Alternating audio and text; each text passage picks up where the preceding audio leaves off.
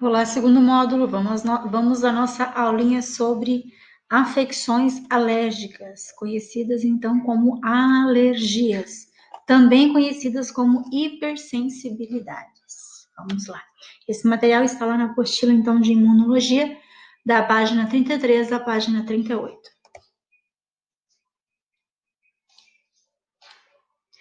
Os distúrbios, então, causados por respostas imunes são chamados, como eu acabei de dizer, por hipersensibilidades, né?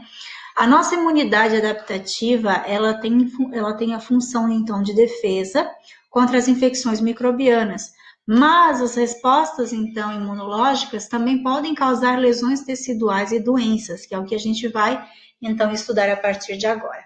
O termo, então, que surgiu da definição clínica de imunidade como uma sensibilidade, baseando-se na observação de um indivíduo que tenha sido exposto a um antígeno, exibe uma reação detectável ou torna-se sensível a encontros subsequentes com esse antígeno. Ou seja, uma pessoa que foi exposta a um determinado antígeno, seja ele vivo ou não, ele provavelmente terá uma resposta imunológica a esse antígeno, caso ele reencontre o mesmo.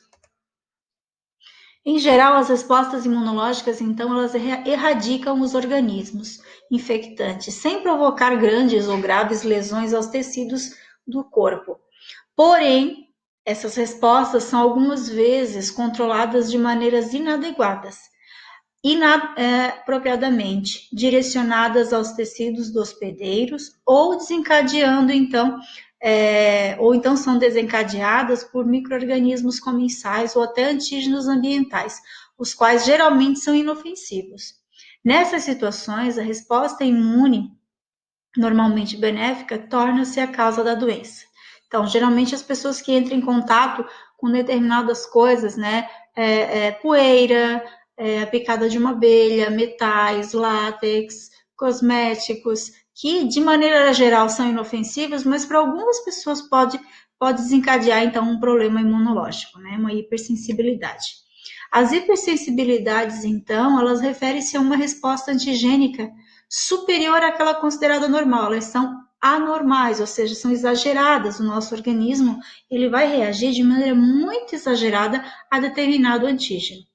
O termo que a gente utiliza é alergia, que é muito utilizado, então, a hipersensibilidade, que é o mesmo, vamos assim, tem o mesmo significado, né?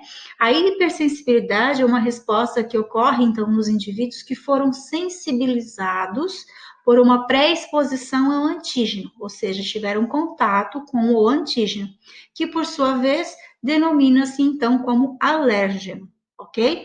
Após essa sensibilização, ou seja, o primeiro contato, o indivíduo, então, quando exposto a esse alérgeno, o seu sistema imunológico reagirá de modo prejudicial. E aí a gente tem a classificação das hipersensibilidades. Então, nós temos a do tipo 1, do tipo 2, tipo 3 e tipo 4, ok? Então, a gente tem aqui os anticorpos que atuam em cada uma delas, ou no caso, os tipos celulares. Também a gente tem os antígenos, tá? Os tipos, a classificação do antígeno. Qual o mecanismo efetor? Isso é interessante, talvez, para vocês passarem depois para o caderno, que é muito interessante isso aqui. E os exemplos, alguns exemplos de reação de cada tipo de hipersensibilidade dessa, tá? Então, rapidamente aqui, ó. No tipo 1, o reagente, no caso, o anticorpo, né, que atua é o IgE, né? Pode ser um antígeno solúvel. Depois a gente vai ver quais são os antígenos no caso desse tipo de reação. O mecanismo efetor. Então, o que que acontece? A ativação ocorre nos mastócitos. Quais são vamos assim, os problemas de saúde relacionados à hipersensibilidade do tipo 1, né? Rinite alérgica, asma alérgica, eczema atópico, anafilaxia sistêmica e algumas alergias a alguns fármacos. No tipo 2, o anticorpo, a imunoglobulina atuante, é a IgG, né? Então, ela tem duas classificações. Então, ou antígeno associado à célula ou à matriz celular, ou ela está, então, anexada à superfície celular, alguma coisa que está na superfície celular. Nas duas situações, então, nós temos diferenciado aqui o mecanismo efetor, né, que é por complemento celular, por fagócitos e NKs, ou anticorpos que alteram a sinalização celular. E aí, no caso de exemplos, a gente tem alergia a alguns fármacos, como quem tem alergia à penicilina, e no caso, na outra forma, aqui, urticária crônica, que no caso seria anticorpos contra alguns compostos também. No tipo 3, então, o IgG atuante, o antígeno tem que ser solúvel, né? E aí o mecanismo geralmente é por fagócitos, complementos e fagócitos. A reação do soro, por exemplo, reação de Arthus é um exemplo desse tipo de hipersensibilidade. No tipo 4, a gente tem 3 classificações aqui. A gente tem as células TH1, onde ela atua contra antígenos solúveis, ela ativa, então, ocorre a ativação dos macrófagos, e alguns casos que podem exemplificar seria dermatite alérgica de contato, reação à tuberculina e tudo mais. A outra classificação dentro do tipo 4 são células TH2. O antígeno também é solúvel e ocorre a produção das imunoglobulinas IgE, ativando os eosinófilos, né, e mastócitos. Aqui no caso também tem os exemplos de asma crônica e rinite alérgica crônica. Na terceira classificação, dentro do tipo 4, a gente também tem aqui as células TL, e estão os antígenos aqui, nesse caso, associados à célula. E nesse caso, a gente chama, então, de citotoxicidade, no caso, o mecanismo efetor. A gente tem alguns exemplos, como a rejeição de enxertos, dermatite atópica, de contato aerovenosa, que são alguns dos exemplos. Classificação, então, aqui das doenças de hipersensibilidade, como eu já acabei de passar para vocês, aqui é só mais uma classificação resumida. Então, sempre a tipo 1 é a imediata, onde nós temos aqui os anticorpos IgE e as células TH2. A tipo 2, que é a mediada por anticorpos atuantes, nesse caso, IgM, IgG principalmente, contra antígenos de superfície ou da matriz extracelular. Tipo 3, mediada por imunocomplexos, né? De antígenos circulantes e anticorpos, IgM e IgG. E mediada por células, que é o tipo 4, onde nós temos células TCD4, TH1 e TH17. E no caso, no tipo, também 2 dentro do tipo 4, as CTLs e CD8. Vamos à primeira, então, especificar cada uma delas. Vamos à primeira. Hipersensibilidade do tipo 1. Então, essa reação é chamada de anafilática. Essas reações são chamadas tipo 1 anafilática. Geralmente ocorrem aí num tempo de 2 ou 3 minutos após a sensibilização a um determinado antígeno, a uma pessoa que foi sensibilizada a algo, ser novamente exposta a ele. A anafilaxia, então, é um termo inclusivo para as reações causadas quando certos antígenos se combinam com anticorpos IgE. As respostas anafiláticas podem ser reações sistêmicas que produzem o choque, e a dificuldade de respirar costuma ser fatal, na maioria das ocasiões. Ou também reações localizadas, onde inclui as reações alérgicas, né, como a rinite alérgica, o asma e urticária, onde a pessoa pode ficar com a pele levemente inchada ou avermelhada e até irritada. Ainda nas reações do tipo 2, os anticorpos IgE, então, são produzidos em resposta a um determinado antígeno, como o veneno, por exemplo, de inseto, ou ao pólen de plantas, e vai ficar ali ligado à superfície de células mastócitas e basófilas. Esses dois tipos celulares são semelhantes, então, muito, e contribuem para as reações alérgicas. Os mastócitos são predominantes principalmente nos tecidos conjuntivos da pele, no trato respiratório e ao redor dos vasos sanguíneos. Esse material que eu coloquei para vocês aqui é a estrutura polipeptídica do receptor, né, do IgE, aonde ele consegue se ligar. Então, aqui está um anticorpo IgE que se liga a um receptor celular, então, ali mastócito, né, como eu coloquei para vocês ali. Ainda dentro das reações do tipo 1, os basófilos circulam na corrente sanguínea, onde representam aí 1% dos leucócitos. Ambas as células são preenchidas por grânulos, né, que contêm ali um monte de substâncias que nós chamaremos aqui de mediadores. Os mastócitos e os basófilos podem ter até 500 mil sítios para fixação de IgE. Isso quer dizer que eles podem se ligar rapidamente. Essa região de um anticorpo IgE que se fixa a um desses sítios da célula faz com que ele, então, inicie essa reação. Quando um antígeno, como o grão de pólen de uma planta, encontra 2 anticorpos adjacentes com a mesma especificidade, pode-se ligar a um sítio de ligação ao antígeno em cada anticorpo, fazendo uma ponte, ligando um ao outro. Essa ponte, então, vai desencadear o que a gente chama de degranulação do mastócito ou do basófilo, que vai liberar esses grânulos, que são mediadores, que estão dentro deles. Esses mediadores é que produzem os efeitos, as reações, os sintomas desagradáveis da reação alérgica.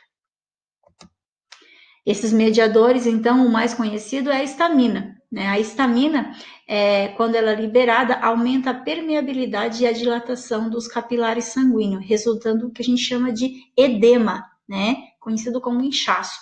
E o eritema, que a gente conhece como vermelhidão. Outros efeitos, então, também possuem ali, que dão, reagem, o aumento de secreção de muco, a coriza, e da contração das células musculares lisas, que resulta na dificuldade de respirar nos brônquios respiratórios. Outros mediadores, a gente conhece, então, o leucotrieno, que a gente já citou nas nossas aulas, de vários tipos, e as prostaglandinas. Esses mediadores não estão pré-formados, estão estocados em grânulos, tá? Porém, são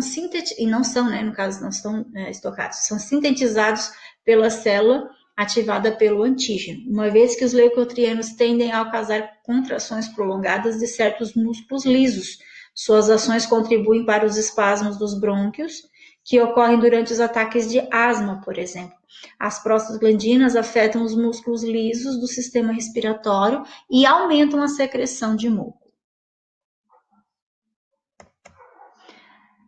Coletivamente, todos os mediadores funcionam como agentes quimiotáticos, que em poucas horas atraem neutrófilos e eosinófilos para o local das células degranuladas. Esses mediadores, então, ativam vários fatores que causam sintomas inflamatórios, como a distensão capilar, o inchaço, o aumento da secreção de muco e contrações involuntárias dos músculos lisos.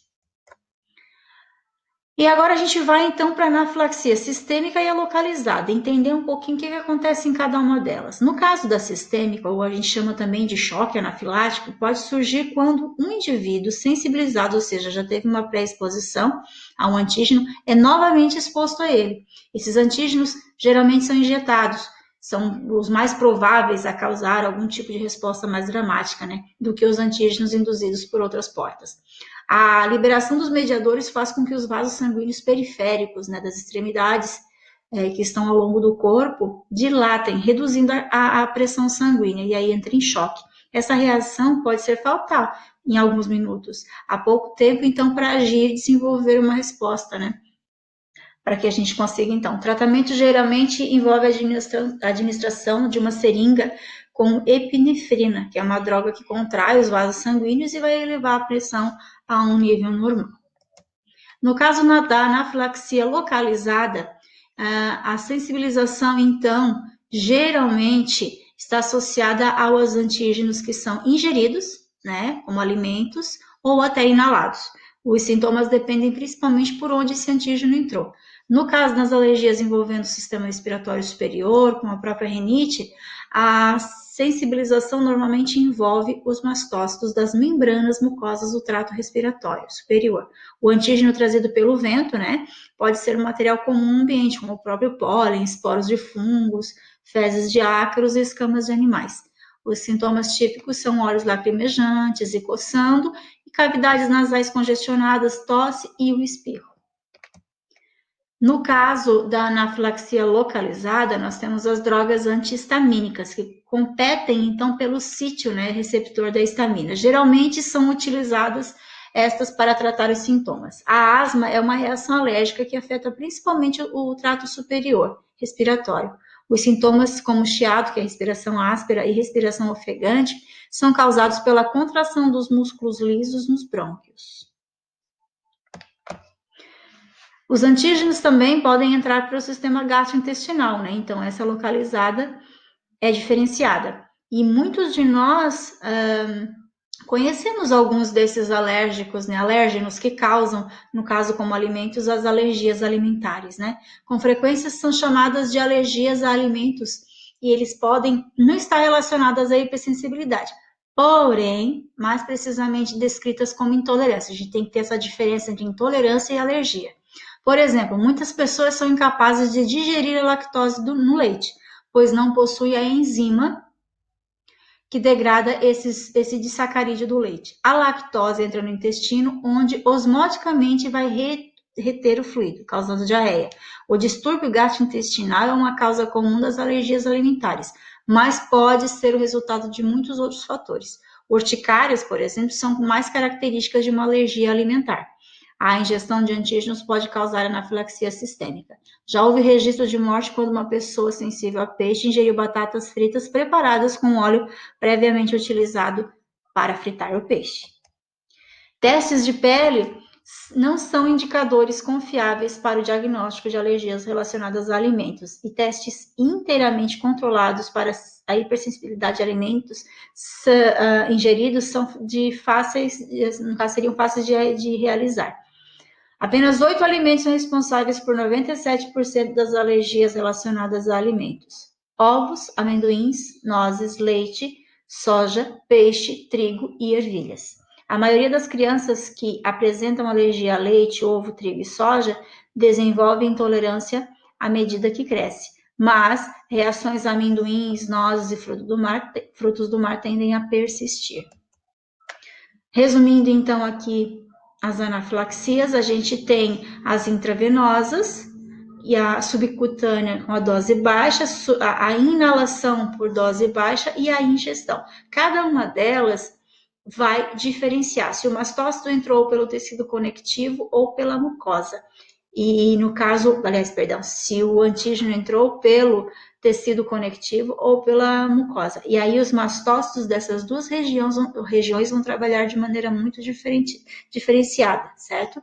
Cada uma delas, então, no caso, se o antígeno entrou pela intravenosa, ele vai ativar o mastócito desse local e aí vai acontecer uma liberação muito grande de histamina, que vai agir nos vasos sanguíneos para aumentar a permeabilidade, levando ao choque anafilático e sistêmico. Se entrou subcutaneamente, a liberação local da histamina causa reação de pápula, que é aquelas regiões, né? E avermelhamento, que é eritema. Alérgenos na atmosfera, que geralmente penetram na pele, também podem causar esse eczema atópico. No caso da inalação dos antígenos, com dose baixa, a gente vai ter uma rinite alérgica, né? Aí tem muco, secreção, que é o que já se conhece.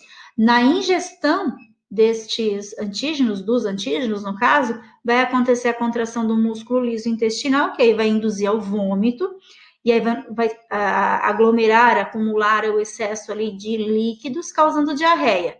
E aí os antígenos também, nesse caso, difundem-se aos vasos sanguíneos, espalhando-se e provocando urticária, anafilaxia e eczema atópico. As reações, então, mediadas por IgE e os antígenos extrínsecos, de fora, tá, gente? Extrínsecos. Todas as respostas mediadas por IgE envolvem a degranulação dos mastócitos, mas os sintomas do paciente podem ser muito diferentes, dependendo do tipo de alérgeno que foi injetado diretamente na corrente sanguínea, ter sido ingerido ou chegado ao meio em contato das mucosas do trato respiratório. Então, a gente tem uma possibilidade muito grande ali, né? Então, anafilaxia sistêmica, a gente geralmente tem os alérgenos comuns, os fármacos, venenos, alimentos, como amendoim, né, soro. A urticária aguda, pelos de animais, picadas de inseto, testes de alergia e tudo mais. Rinoconjuntivite sazonal, pólen, geralmente de árvores, de gramíneas e até as fezes de ácaros. Asma, desenvolvida através do próprio pelo de gato, o pólen e fezes de ácaros. Alergias alimentares, aí tem, né, a própria amendoim, nozes, crustáceos, peixe, leite, ovos, soja e trigo. Aqui nós temos uma observação, né? O LOC de suscetibilidade para asma, dermatite atópica e outras doenças imunes identificados por varredura genômica. Então, ali, nesse material que eu passei, que eu estou ali disponibilizando para vocês, então, por exemplo, aqui, ó, esses são os cromossomos. Em cada um dessas regiões que vocês estão vendo, são os locos, são os locais onde o gene geralmente fica abrigado. Então, por exemplo, a asma fica localizada, se a gente for olhar aqui com bastante cuidado, no cromossomo 1, ele fica nessa região, no cromossomo 2, nessa região, e assim por diante. Isso também para dermatite atópica, psoríase e as doenças autoimunes. Então, se vocês observarem, elas têm uma certa localização. Tem alguns cromossomos os quais abrigam esses genes, certo? Agora, as hipersensibilidades do tipo 2. As reações do tipo 2 são conhecidas por citotóxicas, como reações citotóxicas, né? Geralmente envolvendo a ativação do complemento pela combinação dos anticorpos IgG ou IgM com uma célula antigênica. Essa ativação estimula o complemento a causar, então, uma quebra, uma lise da célula afetada, que pode ser uma célula estranha ou uma célula do hospedeiro, que carrega um determinante antigênico, ou seja, algum fator estranho, né, como uma droga, por exemplo, na sua superfície. O dano celular adicional pode ser causado entre 5 e 8 horas pela ação dos macrófagos e de outras células que atacam as células recobertas por anticorpos. Nessas reações citotóxicas, as mais conhecidas são as de transfusão, nas quais as hemácias são destruídas como resultado da reação com os anticorpos circulantes. Entre as reações estão os sistemas do grupo ABO, que inclui os antígenos ABO e RH. O sistema do grupo sanguíneo ABO foi descoberto, foi visto, né, lá em 1901 por Karl Landstein, descobriu então que o sangue humano podia ser agrupado em 4 diferentes tipos sanguíneos. Isso vocês já estudaram, né, gente? O tipo A, tipo B, AB e O. Esse método de classificação é chamado, então, como vocês já sabem, como o grupo sanguíneo ABO. Desde então, outros sistemas de grupos sanguíneos, como o sistema de Lewis, o sistema MN foram descobertos. Existem outros também, né? Mas nossa discussão, então, será limitada mais aos conhecidos, que é o ABO e o RH. Então, a gente tem esses tipos sanguíneos já conhecidos. O tipo sanguíneo ABO de uma pessoa depende da presença ou ausência de antígenos carboidratos localizados na membrana celular das hemácias. As células do tipo O não têm os antígenos A e B, né? Então, a tabela aqui do ladinho mostra para vocês mais ou menos isso.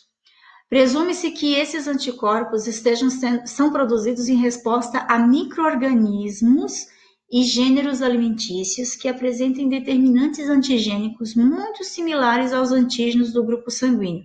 Pessoas com células do tipo AB têm o plasma sem anticorpos contra os antígenos A e B. Então, uma pessoa que tem o grupo sanguíneo O, ela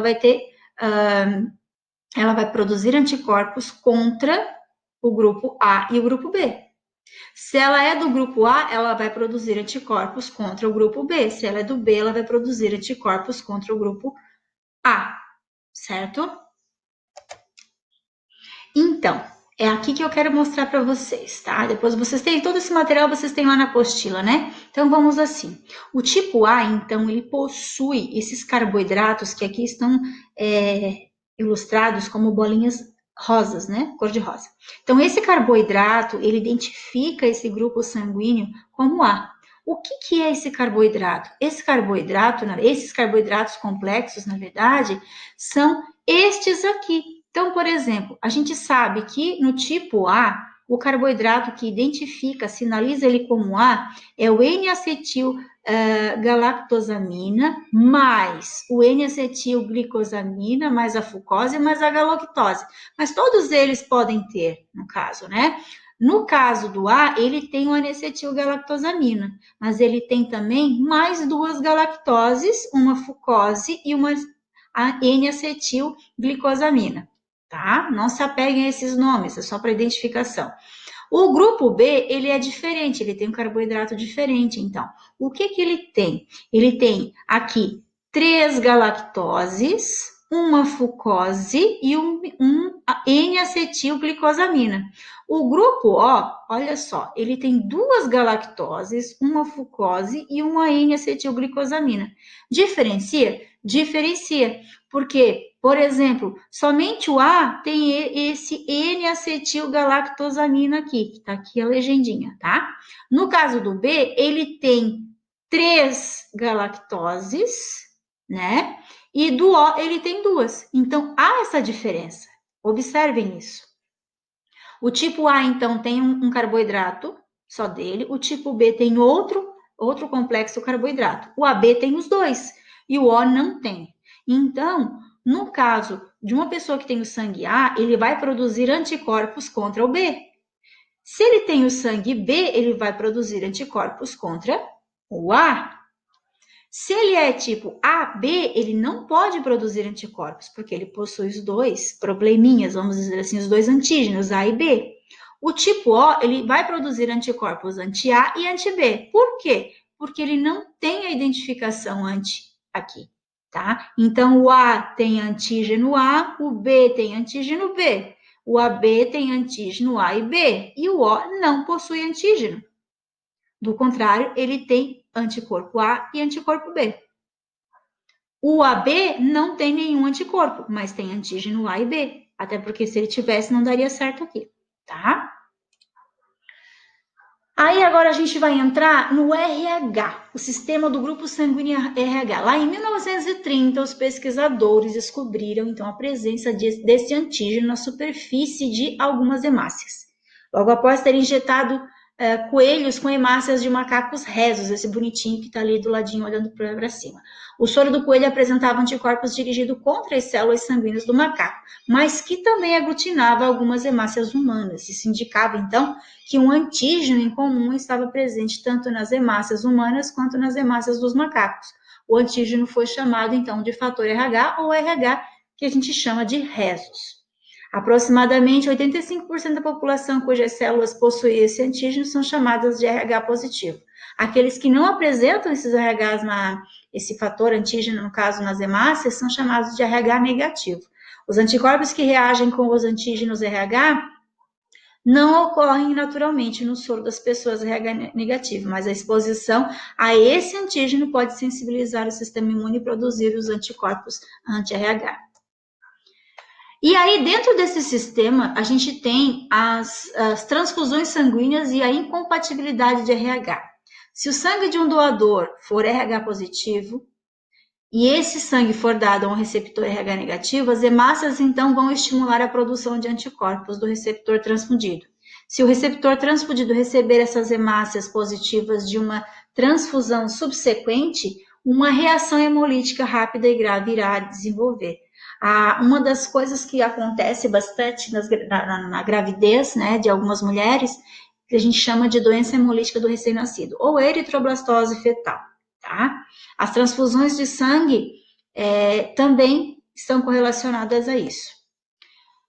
Quando, no caso da eritroblastose fetal acontece, é quando a mulher é RH negativo e o marido, o esposo, o companheiro, né, o pai da criança é RH positivo. Gera uma criança, e aí se essa criança, né, tiver o RH positivo, a mãe vai tornar-se sensível a esse antígeno, que é o RH positivo, já que ela não tem esse RH e ela não tem essa proteína no organismo, tá?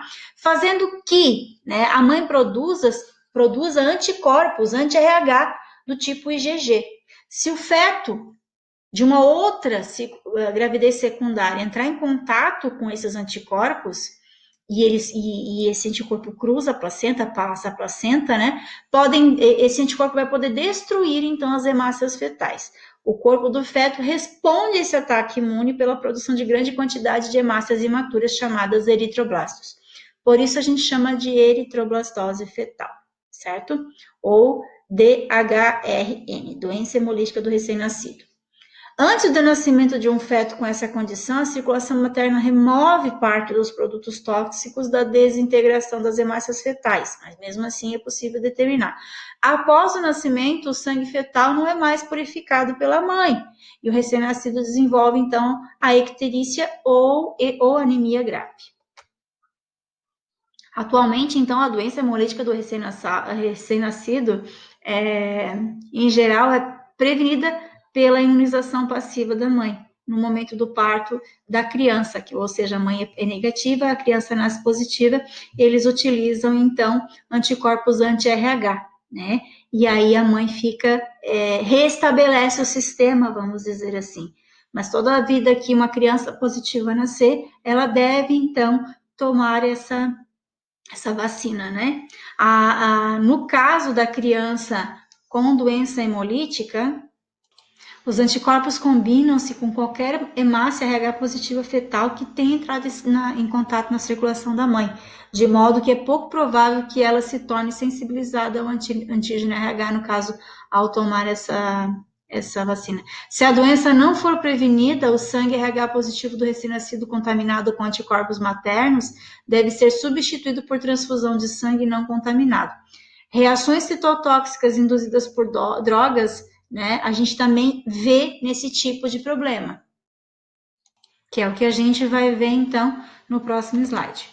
Nessas reações, então, que são induzidas por drogas, né, as plaquetas, trombócitos, são corpos bem pequenininhos, celulares muito pequenos, que são destruídos por essas reações induzidas por drogas, na doença que é chamada, então, de púrpura trombocitopênica. As moléculas das drogas comuns geralmente são áptenos, né? Pois são muito pequenas para serem antigênicas por si só. Porém, uma plaqueta se torna recoberta por essas moléculas de droga. A quinina, por exemplo, é um exemplo destes. E a combinação acaba sendo antigênica. Os anticorpos e o complemento são necessários para causar a lise das plaquetas.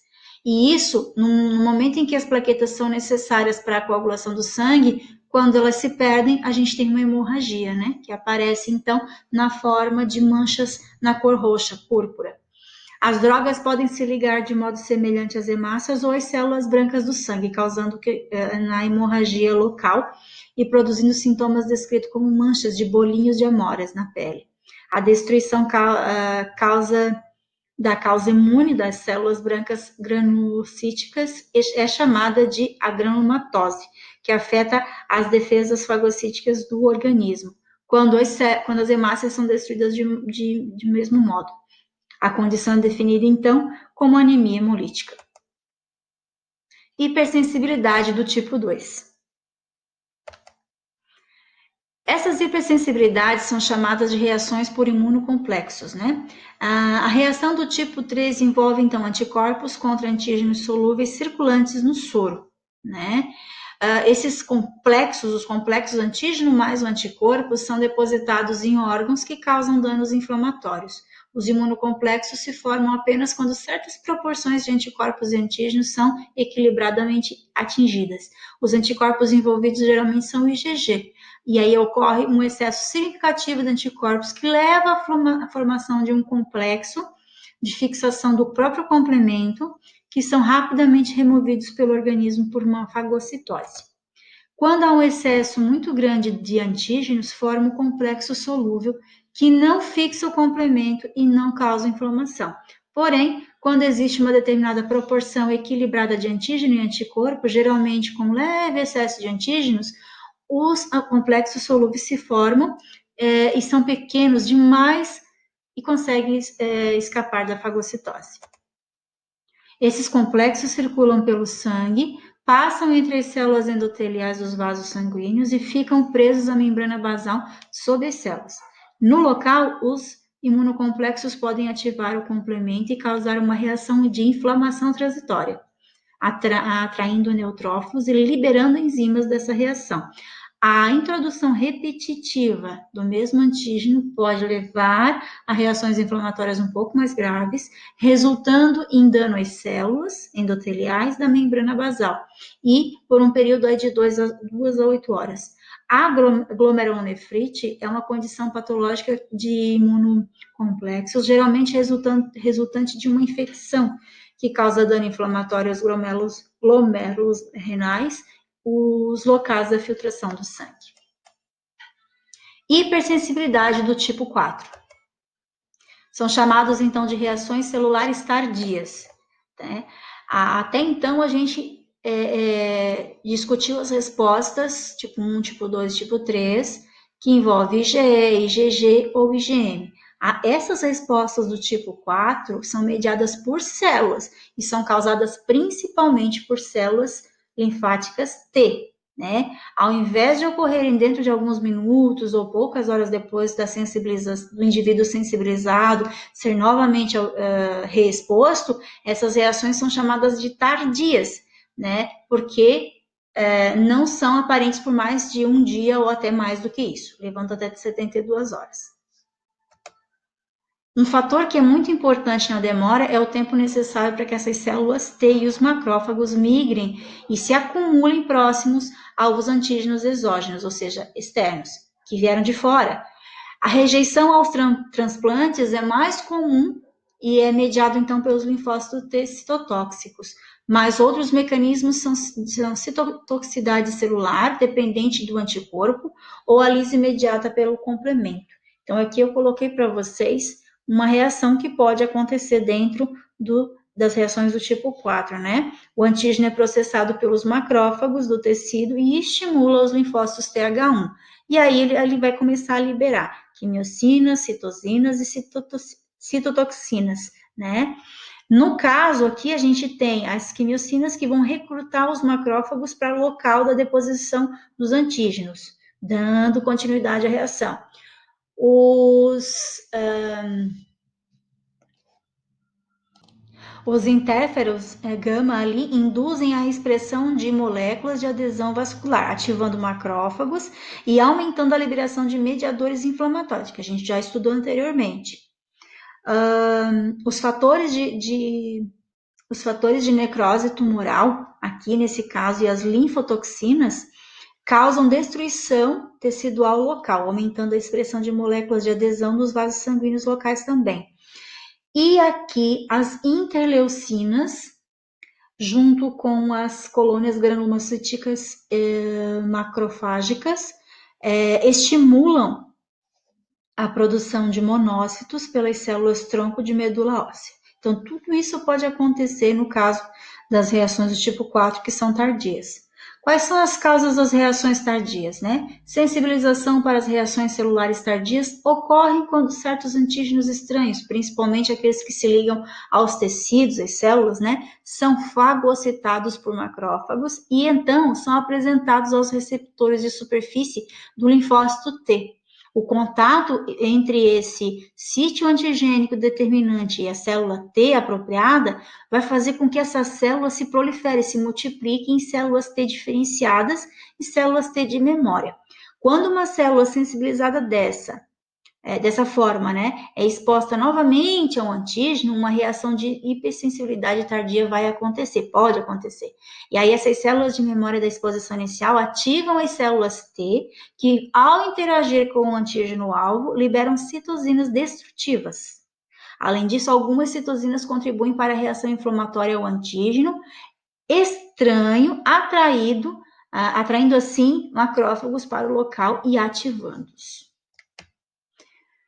Reações cutâneas, né? A gente viu então que os sintomas da sensibilidade com frequência são apresentados na pele. Essa reação de hipersensibilidade tardia que envolve a pele é o teste cutâneo para a tuberculose. Uma vez que o Mycobacterium tuberculosis geralmente está localizado dentro dos macrófagos, esse organismo pode estimular uma resposta imune celular tardia. Como o teste de triagem, os componentes proteicos das bactérias são injetados na pele. Só os componentes proteicos, tá, gente? Se o receptor tem ou teve uma infecção, a pessoa, né, teve infecção pela bactéria da tuberculose, uma reação inflamatória à injeção desse antígeno aparecerá na pele entre mais ou menos 1 a 2 dias. Esse intervalo é típico das reações de hipersensibilidade tardia. A dermatite alérgica também de contato é uma outra manifestação da hipersensibilidade tardia, e ela geralmente é causada por áptenos, ou seja, coisas, né, estruturas muito pequenas, que se combinam com as proteínas, principalmente aminoácido lisina na pele de algumas pessoas para produzir uma resposta imune.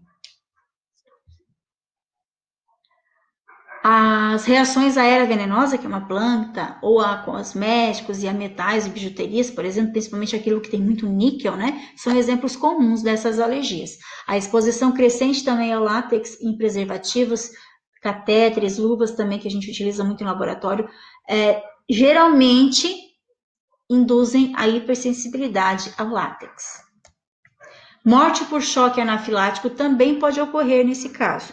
Recentemente, em um período de 4 anos, 15 óbitos entre pacientes foram causados pela exposição a sondas de látex, usadas para enemas ou a luvas de látex do cirurgião durante a cirurgia abdominal. Muitos hospitais agora restringem até mesmo a entrada de balões de látex. Entre médicos e enfermeiros, de 5 a 12% registram esse tipo de hipersensibilidade ao uso de luvas cirúrgicas de látex. Várias proteínas diferentes nas borrachas naturais podem estar envolvidas, e diferentes proteínas podem causar essas reações imunes. Luvas de látex com pouca proteína também sem talco para minimizar os aerosóis, causam menos reações adversas. Polímeros sintéticos, como o próprio vinil em particular, a nitrila, são alternativas ao látex. São aquelas luvas nitrílicas que a gente chama, né? Mas mesmo as luvas de nitrila podem causar reações alérgicas para algumas pessoas em específico, tá? A maioria das luvas feitas com látex natural, assim como aquelas feitas de nitrila e neopreno, contém certos aditivos químicos chamados de aceleradores, e esses podem iniciar uma alergia.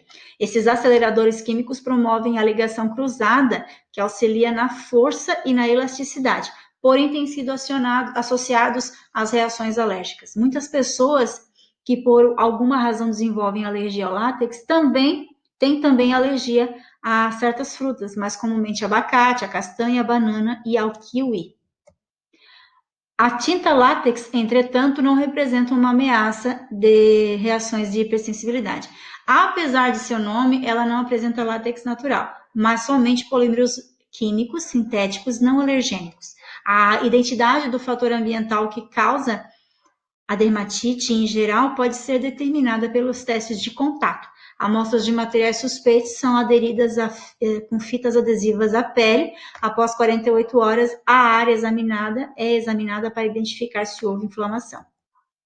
E vamos resumindo, então, as nossas reações, né? Tipo 1, que envolve o anticorpo IgE, vai haver a liberação de mediadores, que a gente já viu, que histaminas, leucotrienos e prostaglandinas.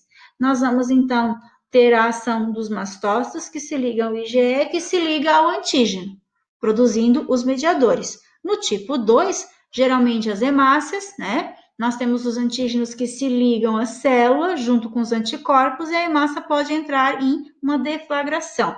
No tipo 3, nós temos os complementos que se ligam aos anticorpos, que se ligam ali ao leucócito e isso gera uma resposta de hipersensibilidade. No tipo 4, nós vamos ter, então, ali o macrófago, que entra em contato com o antígeno. Esse antígeno é processado pelos linfócitos T, e esses linfócitos T, então, acabam liberando citocinas que podem se tornar um problema muito grande no caso dessas hipersensibilidades. Aqui nós também temos um outro resumo, depois vocês podem parar o vídeo para dar mais uma olhadinha, tem toda a evolução, né, dos 4 tipos de reações de hipersensibilidade, que é muito interessante, se vocês puderem desenhar isso no caderno, tanto essa quanto essa, elas são muito importantes, tá, gente? Vocês sabem que o desenho é muito importante nesse caso. Ok? E a gente finaliza, fecha a conta, passa a régua, né, gente? E ficamos por aqui. Um grande abraço, cuidem-se, logo, logo estaremos juntos.